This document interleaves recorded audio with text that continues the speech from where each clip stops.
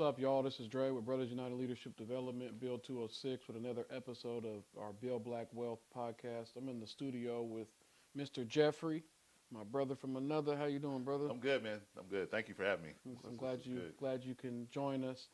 And so Jeffrey is one of our incubator program participants, doing a lot of great work in the community. So tell us a little bit about the work that you're doing. Tell us a little bit about yourself and the background, how you got into what you're doing. Cool. No problem. So I run an organization called the Seattle Urban Book Expo, and what we do is we provide writing and promotional services for aspiring self-published authors of color. How I got into that, and I'm a self-published author myself. Started in 2014 because my daughter wanted a children's book, a dinosaur book, and I took it to a bookstore. And when I looked at the bookshelves, I didn't see any characters that looked like my kid. Right. So I decided to write it, and I I was weighing the options between being traditionally published or self-published, and I didn't have the patience for traditional publishing, so I took the self-publishing route. And it took me 2 years to get all the information just to publish the book that I wanted to write for my child. And after that, I realized there was some other things I needed to follow up with. And once I did that, I realized that it was a service that people needed. So I just started, creating this organization, the Seattle Urban Book Expo, to provide the information for people who also wanted to self-publish too.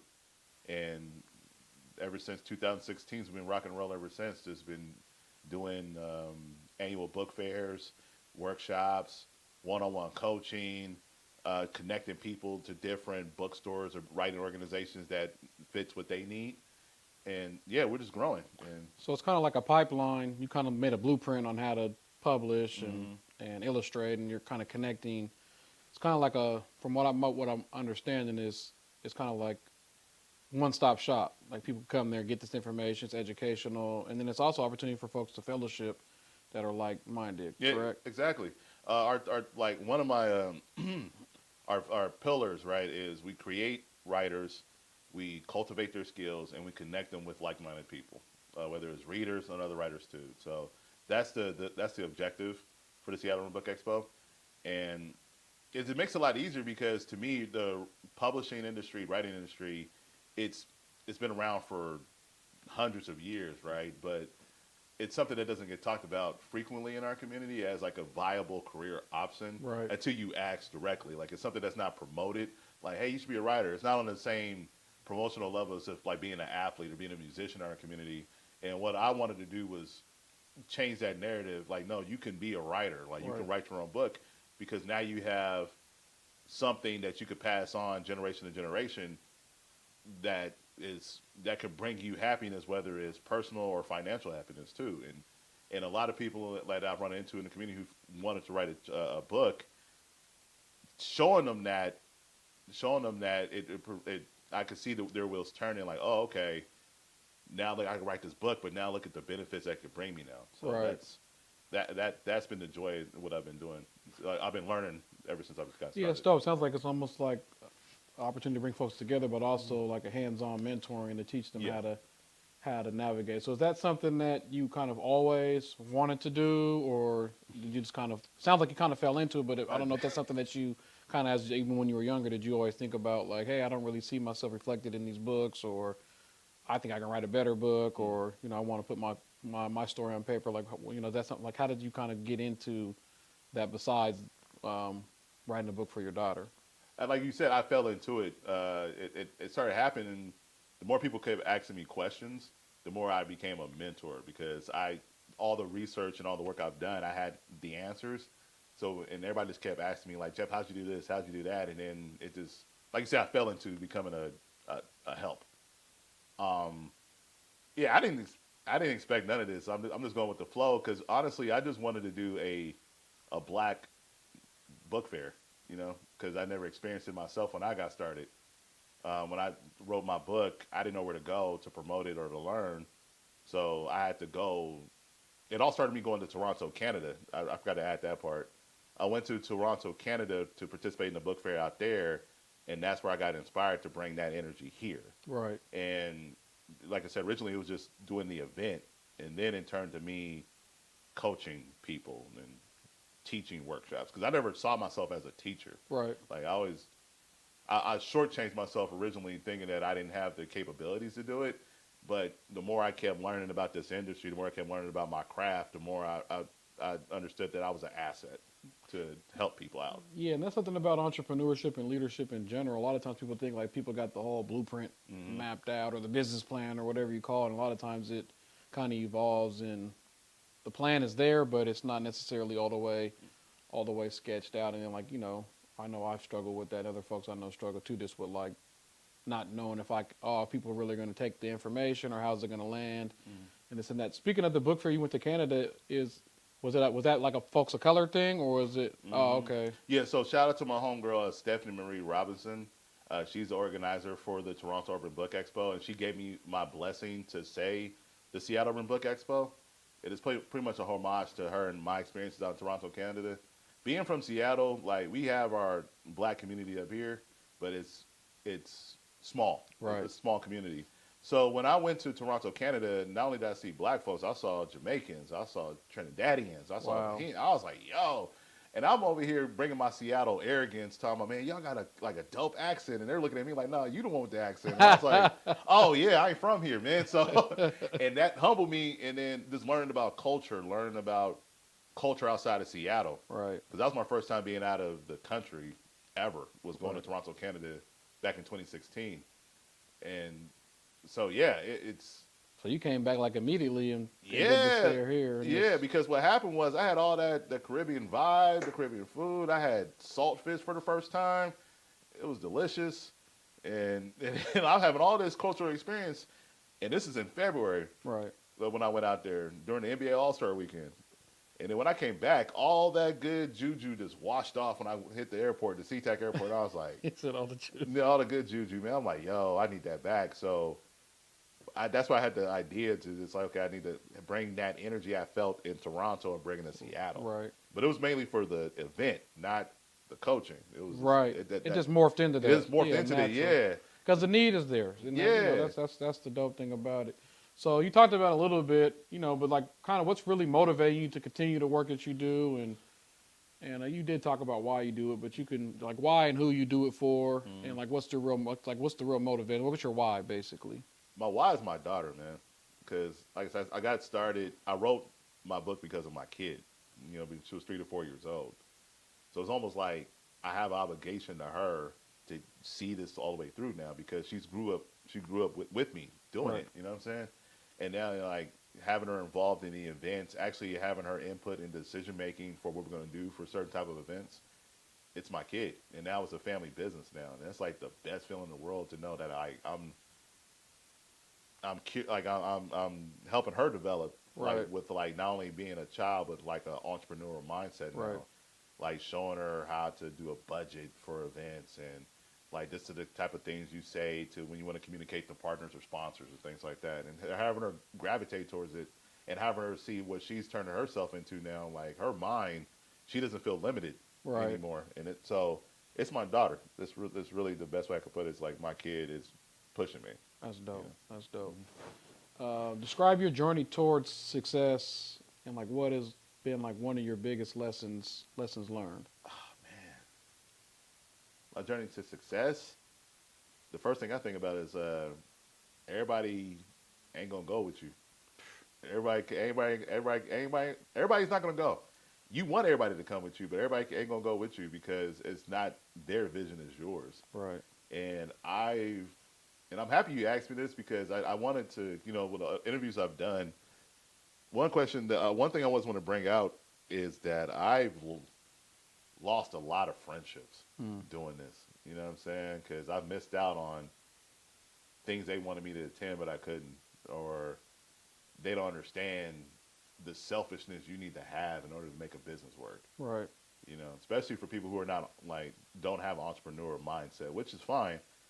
But what I've learned is that there's a certain level of selfishness that's required to succeed. Like you have to put yourself in front of everybody. But you have to think about it. But you have to think of the long term, though. Right. Like we ain't gonna be cool now, but as long as I'm respectful about why I need to distance myself from you, you might come back around. And that part always hurts because you might lose friendships that you've been having for like 10, 12, 15 years. Right. But your business is your baby. You know what I'm Right. saying? You got to nurture it like a mother, protect it like a father. And just like your child, there's certain people that are cool with you, though, but you know that they can't be around your kid because of Right. the influences they bring. That's the same thing with a business, too. Like, there's certain things that I can't do or I can't go to because of how it's going to impact my business. Right. You know what I'm saying? And that's one of the biggest lessons I learned for success. And I've experienced a lot of success as far as developing relationships with people, the right partners for that. Right. But it's because of that mindset I've had of like, you have to be selfish.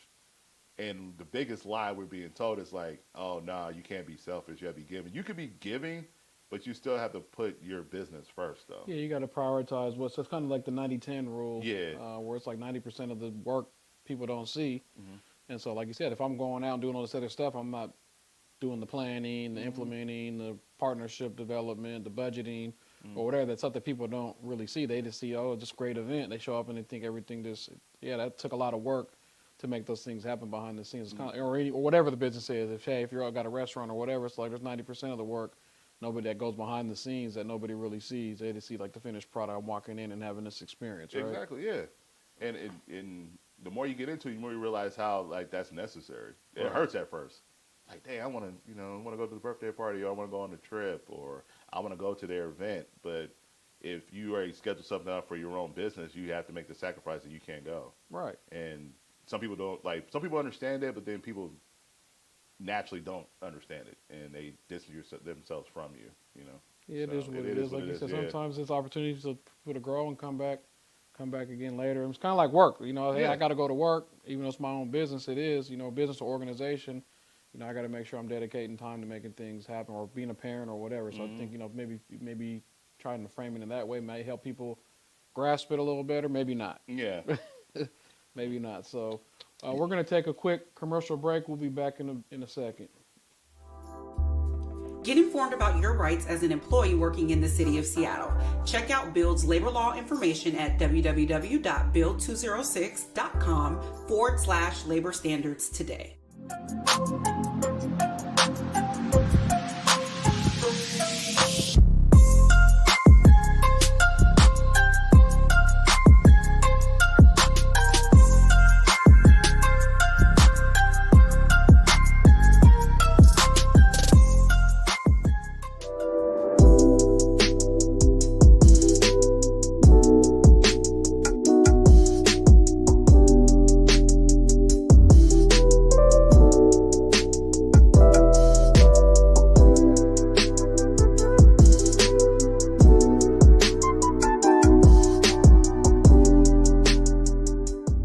Welcome back to the Build Black Wealth podcast. We are here today with Jeffrey, my brother from another, one of our incubator program participants. We're going to jump back into this conversation. I got a few more questions for you. What resources do you think our community need to be successful to start a business, organization, et cetera? Like, what do you think are the top resources needed for our community? You need the information on your business. Like, you got to know your business, and you got to know it.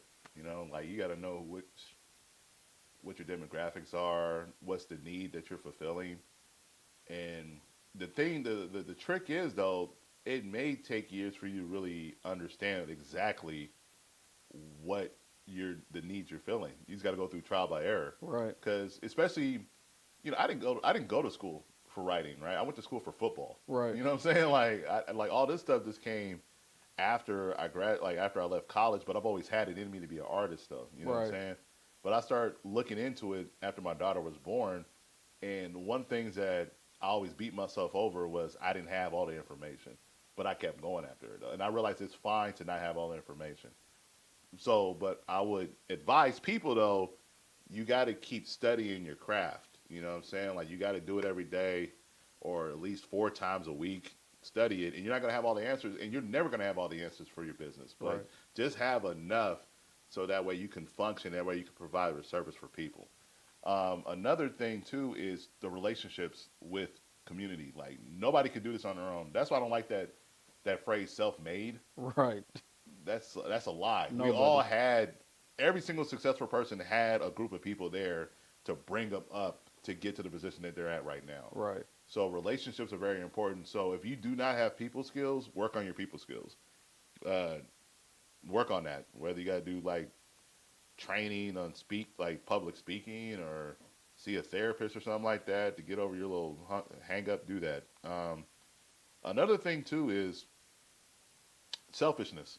Like selfishness is a bit of a virtue because that means you prioritize your life ahead of distraction. Right. That's my opinion about it. So I would say gather the information, gather knowledge, be a little bit selfish at the same time, and also work on your relationships with people.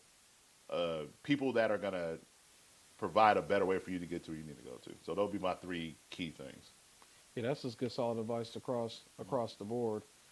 As an entrepreneur, what's one tip or trick that you've learned that helped you succeed? So you could talk about what you're doing now, but just in general, because I know you got a lot of different things that you're doing outside of being an author and running the book expo and things like that. So just thinking as an entrepreneur, period, like what are some things that you learned that helped you succeed? Yeah, the trick. What's the trick? I'm trying to think. Do anything special.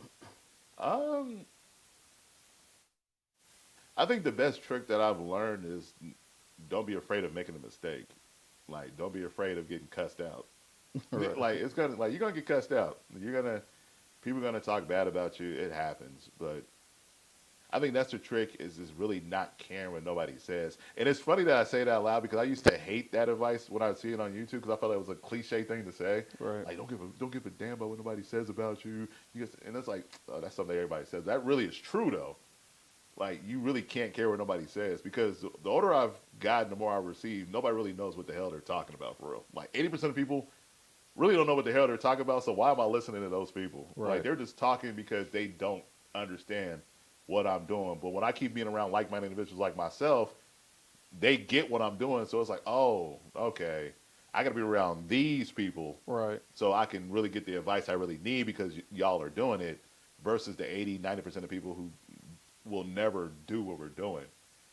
So yeah, just really lose that thing of considering other people's opinions, especially if they're not even in your field. Well, it sounds like what you're saying. You need to pick and choose whose opinion you. Right, yeah, pick because and choose. Because sometimes it does matter if it's your Yeah. client base or partners or whatever. Mentor, yeah. Somebody's giving you feedback. Right. You know, you don't want to just be like, I ain't listening to that. I'm gonna do what I do and just, Right. and that's how you lose support. So, but other folks that may not really get it or understand, it's kind of like, yeah, I don't really have time to try to explain this to you. So yeah. That's the best way I could put it. So it's like if people's advice is like a lifestyle, right? And you got to buy lifestyles. You will literally look into whose advice you're taking to see if that's the lifestyle you want to have. Right. Right. So that's the best way I could put that. You know, you're it's not like, gonna take marriage advice from somebody who's never been married. right? Not gonna take marriage advice from you, or not gonna do it. So that'd be the best way I could describe that, right? So if somebody's giving you advice, do an honest outlook on their lifestyle, and then ask yourself, do I want their lifestyle? And if it's not, don't take their advice then. Right. That'd be the best way I could put it. Right. Cool. Mm-hmm. What's the best advice you can give someone who just wants to get started? You know, sometimes it's like it seems so daunting to try to start a business or an organization or even throw an event. Mm-hmm. What's the best advice you would give folks to, you know, kind of get things going? Just start. Just start. Like, the hardest part is starting. Like, I was petrified when I did my first book expo because I did all those doubts. Like, you're not what are you talking about, writer, bro? Like, we was playing football since we were 6 years old. You ain't a writer. And then doing the first book event, like, what do you know about book events, bro? Like, you sucked as a club promoter. Like, why would you know? Right. Like, why? But I just did it anyway because I kept empowering the outcome more than the journey itself. Like, I was looking forward to what I wanted to see at the end than what I was going through at that time. So I would just say what I would advise people is just start. Just take that first step. Just start. Just do it. And you're going to make a mistake. You're gonna make hella mistakes. Right. Like, I always tell people like they come to our events and something like, "Oh, this is amazing, this and that." And I was like, "Well, you're from the outside looking in. It you was don't even great. know. But this guy didn't read the agenda. This was late. This, Right. So it's like, but their experience, that's part of the preparation and planning and things like that. Is like a lot of times I never threw an event where it went the way It never does. you want it to go in your head, right? Yeah, it never does. But it'd be dope though. It always be good. Everybody's like, "Oh, this is the best event ever." You be sitting there just like, "Oh man," like, bruh, you don't understand. The food didn't get here on time. Right. Like that happens to me, and I had to get over that. It took me to the third book expo to understand like I'm never gonna have a perfect event. Yeah. Like you said, in my head, it's never gonna be perfect. Yeah. But everybody has a good time, so that's all that matters. Yeah, having them high expectations is good. And, Yeah. setting stuff up for it to be successful. The structure is good too. So that's good, solid advice. So how do folks get in contact? You make sure it's in the marketing. It's in the job. I mean, not the job. It's in the description, the show description. But we know, as as an author, people take in information differently. So we're gonna give you an opportunity to talk to the folks and kind of tell them how to get in touch with you. All right, what's up, man? It's your boy Jeffrey Lee Cheatham II, aka Mr. Kicks book author. You know what I'm saying? It's like, no. I tried my best rapper impersonation. I'm sorry.